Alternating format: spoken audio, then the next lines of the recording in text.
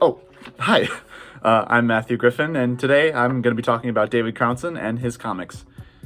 You know, comics are probably one of the most engaging mediums of entertainment that I know. I mean, you stop by a bookstore, pick one up, and then find yourself lost in epic struggles between powerful heroes and sinister villains. The art pops out at you and unlocks that childlike imagination that we often tend to push down in our lives as we get older. And that is what David Crownson strives for. Crownson is an actor and a writer who grew up on famous comic books like Superman and Static Shock. These stories helped to basically shape his creative mind, but he was ultimately disappointed when he found out that the comic book industry lacked a strong representation of African Americans. And in response, he creates his own comic, Harriet Tubman, Demon Slayer. Inspired by the real-life missions of Harriet Tubman, a Civil War-era abolitionist who was responsible for freeing dozens of slaves throughout her life, this comic follows the titular hero fighting through hordes of supernatural monsters in order to free families from captivity. While not an exact recreation of history as we know it, Crownson actually uses Tubman's legacy to inspire future and current generations to fight racism through his chosen medium as comics, character, and imagination. Comics have been a surefire staple of American culture ever since the 1930s, with 1938 being the introduction to Superman, one of the most popular superheroes of all time. Monthly issues of heroes performing incredible tasks captivated young children of that age, and the medium just continued to evolve from there, being able to tell more complex and dark stories over time. As the kids who read comics got older, so did the kind of stories that they told, and they were able to create more subversive stories and series like The Watchmen and The Sandman. Crownson uses the freedom of this medium in order to draw in the audience to a deliberately dark story. The Edgewood family in the first issue of this comic actually basically had a plan in order to leave the plantation they were trapped in from the very start. They're all realistic characters with their own strengths and weaknesses, and that sort of makes you want to see them succeed. However, after trying to kill the slave owners and failing due to their vampiric abilities, a sort of sense of hopelessness and fear goes over the audience and really pulls in that pathos. And likewise, Harriet Tubman introducing herself sort of gives that audience back the sigh of relief and the sort of hope that these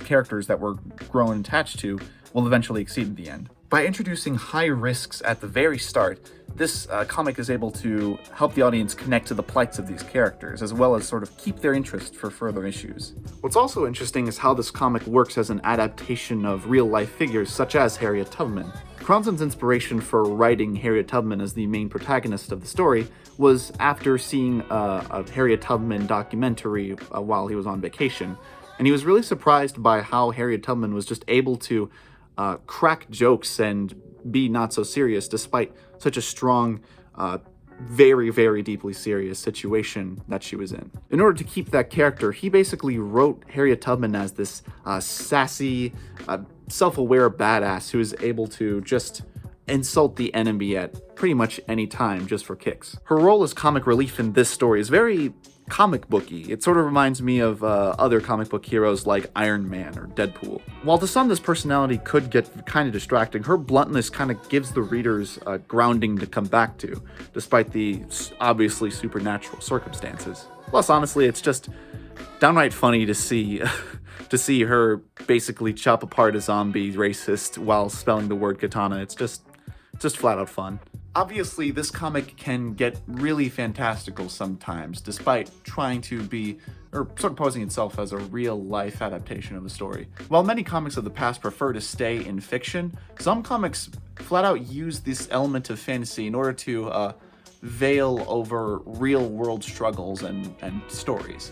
And one great example of this is the comic series Mouse by Art Spiegelman. While the art, the characters, and the story of this comic are based on Spiegelman's father basically experiencing Holocaust and World War II, all the characters and all the stories, like in the art, actually look as if they're all cartoony animals. As in, Jewish people are mice, German people are cats, and Polish people are pigs. It's all very interesting. By putting this cartoony lens on this very, very dark, real story, it allows the audience to just sympathize more easily with the characters on a more universal level. And that's exactly what Harriet Tubman Demon Slayer does, except it kind of does that but for the enemies. By making these racist villains vampires, zombies, and other sorts of creatures, it sort of just cements their absolute inhuman hatred for our black heroes. The way that they simply get up after being shot straight in the head is just flat out terrifying, and it shows that even after these characters die physically,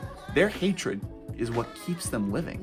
While Harriet Tubman is able to kill all the vampires in the first issue, there are still 22 left, as stated by the last remaining vampire. By layering fantasy onto this setting, Crownson shows just how dangerous racism can be, both as a motivation and as a weapon, and how it needs to be stopped by the kids that are reading this issue.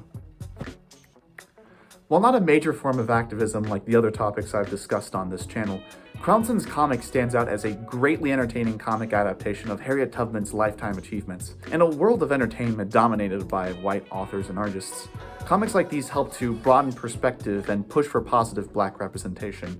So, hopefully in the future we'll be able to see Harriet Tubman on the big screen killing zombies, or even see her as a popular costume in Halloween.